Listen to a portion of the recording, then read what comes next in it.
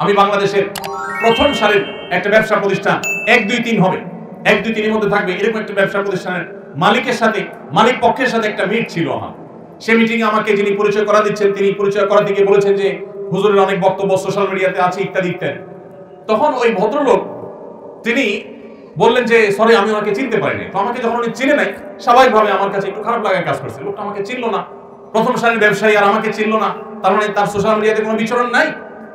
তখন উনি সাথে সাথেই নিশ্চিত করলেন যে ভাই সত্যি বলতে আমার ফেসবুক বা ইউটিউবে কখনো ঢোকার সুযোগ হয় না এবং এই অ্যাপগুলোই মোবাইলে নাই।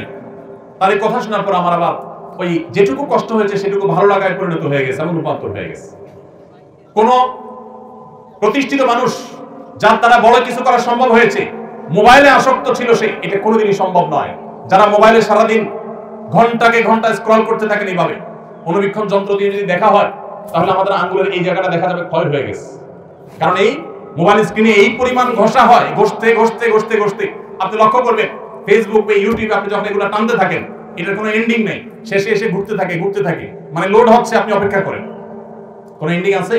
এন্ডিং নেই। তার মানে কি এটা মানুষের জীবনের জন্য ধ্বংসাত্মক, অর্থাৎ এই নেশা আসক্তি। আপনি সোশ্যাল মিডিয়া ব্যবহার করেন, মোবাইলকে আপনি ব্যবহার করেন, মোবাইল যদি আপনাকে ব্যবহার করে তাহলে আপনার ধ্বংস নিশ্চিত। কোনোভাবেই আপনি মোবাইলের আসক্তি থেকে বের হতে না পারলে আপনার জীবনে ভালো কিছু করা সম্ভব হবে না। সবাই মোবাইলের আসক্তি থেকে বের হয়ে আসবো তো ইনশাআল্লাহ।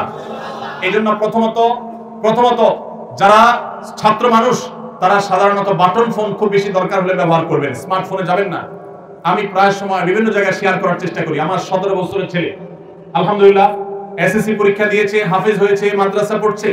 আমার এই ছেলে তার কোনো ফোন নাই, কোচিং এ যায়, পড়তে যায়, তার কোনো ফোনের প্রয়োজন হয় না। অতি সম্প্রতি একটা বাটন ফোন তাকে দেওয়া হয়েছে সীমিত সময়ের জন্য এবং এটাতে সে হ্যাপি, এমন না যে তার মনে কষ্ট আছে, সে নিজেই চায় না তার কোনো ফোন থাকুক, কারণ এই ফোন আমাদের সোনালী জীবনকে ধ্বংস করে দিবে। ভাইরা, আমাদের এই শক্ত সিদ্ধান্ত গ্রহণ করতে হবে, বাটন ফোনে চলে আসতে হবে।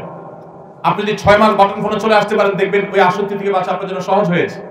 এবং যদি সম্ভব হয় আপনি মোবাইলটা হয় বিক্রি করে ফেলেন, না হয় জমা দেন, কিছুদিনের জন্য কষ্ট হবে, এরপর দেখবেন আপনি অত্যন্ত সুন্দর একটা জীবন যাপন করছেন। সবাই চেষ্টা করতে পারেন ইনশাআল্লাহ। আল্লাহ তাআলা আমাদেরকে মোবাইলের মাদকতা থেকে বেঁচে থাকার তৌফিক দান করুন, সোশ্যাল মিডিয়ার মাদকতা থেকে বেঁচে থাকার তৌফিক দান করুন। ভাইরা আমার, তৃতীয় মাদকতা হলো আমাদের যৌবনের যে উচ্ছলতা। এই উচ্ছলতার ফলে অনেকে আমরা মেয়েদের প্রতি আসক্ত হয়ে তাদের সাথে অবৈধ সম্পর্কে লিপ্ত হয়ে যাই। বিশেষ করে পশ্চিমা সভ্যতার যে থাবা, এই থাবা মিডিয়ার মাধ্যমে, নাটকের মাধ্যমে, সিনেমার মাধ্যমে, নানা মাধ্যমে আমাদের সমাজে ছেয়ে গেছে, যার কারণে আমাদের তরুণদের চরিত্র ধ্বংসের দ্বারপ্রান্তে চলে গেছে। আমি আপনাদেরকে আজ উদাত্ত আহ্বান করতে চাই, আপনার এই চরিত্রকে আপনি হেফাজত করুন। আমাদের প্রিয় নবী সাল্লাল্লাহু আলাইহি ওয়াসাল্লাম বলেছেন, যে ব্যক্তি তার দুটি অঙ্গকে হেফাজত করার, এটাকে অপাত্রে ব্যবহার না করার ব্যাপারে সংকল্প করবে আর এই দুটি অঙ্গের দায়িত্ব নিবে, নবী সাল্লাল্লাহু আলাইহি ওয়াসাল্লাম বলেছেন আমি তার জান্নাতের দায়িত্ব নিলাম। তার একটি হলো ঠোঁট, মুখ। এই মুখ দিয়ে সে কখনো মাদক গ্রহণ করবে না, মুখ দিয়ে মিথ্যা বলবে না, মুখ দিয়ে গালমন্দ করবে না, মুখ দিয়ে মন্দ কথা বলবে না, গায়ের জোর খাটাবে না, মাস্তানি খাটাবে না, গুন্ডামি করবে না, অপরাধ করবে না, বেয়াদবি করবে না, এই মুখ দিয়ে কোনো অন্যায় করবে না। এবং সে তার লজ্জাস্থানকে যদি কন্ট্রোল করতে পারে, তার ইজ্জতকে, সম্ভ্রমকে যদি সে নিয়ন্ত্রণ করতে পারে, বৈধ বিবাহের আগ পর্যন্ত সে হারাম কোন রিলেশন, অবৈধ প্রেম, অবৈধ ভালোবাসার কথা যদি সে না পাওয়া, এই ব্যক্তিকে নবী করিম সাল্লাল্লাহু আলাইহি ওয়াসাল্লাম জান্নাতের গ্যারান্টি নেওয়ার কথা বলেছেন। অতএব এই মাদকতা থেকেও আমাদেরকে মুক্ত হতে হবে, এটি ছাড়া আমরা কখনো আদর্শ মুসলমান হতে পারবো না। আল্লাহ তাআলা আমাদের সবাইকে সব ধরনের মাদকতা থেকে, সব ধরনের ভয়াবহ থাবা থেকে, সব ধরনের এডিকশন থেকে, সব ধরনের আসক্তি থেকে আমাদের যুব সমাজকে বেঁচে থাকার তৌফিক দান করুন। আমরা সবাই মাদক থেকে দূরে থাকার চেষ্টা করবো তো ইনশাআল্লাহ।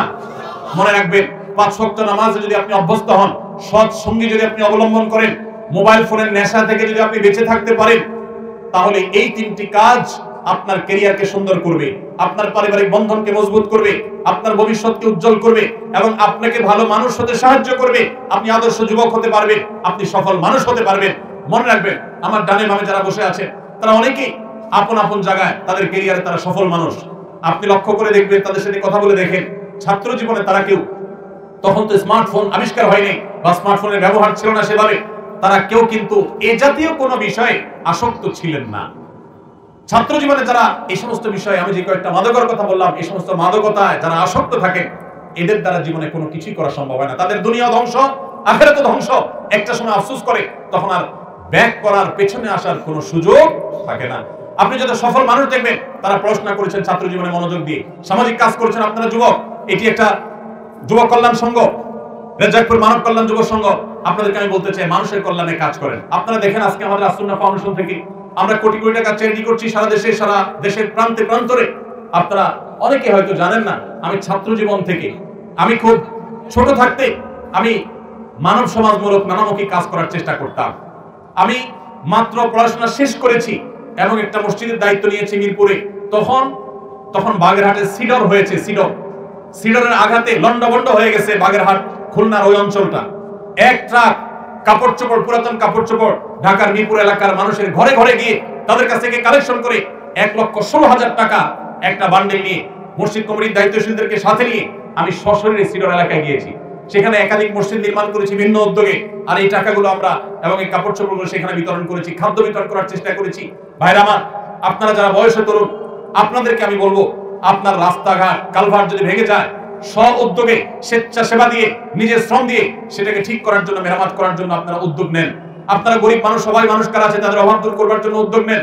এই যে কোরবানির ঈদ আসছে, কারা গরিব মানুষ তাদের বাসায় কোরবানি হচ্ছে না, তাদের বাসায় কোরবানি গোশত পৌঁছে দেওয়ার জন্য উদ্যোগ গ্রহণ করেন।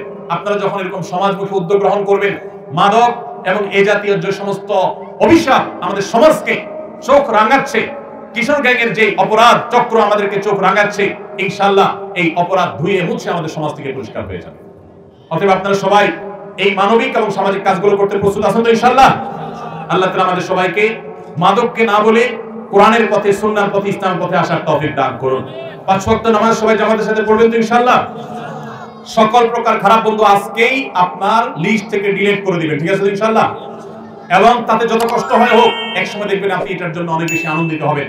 আল্লাহ তাআলা আমাদের সবাইকে আমলের তৌফিক দান করুন।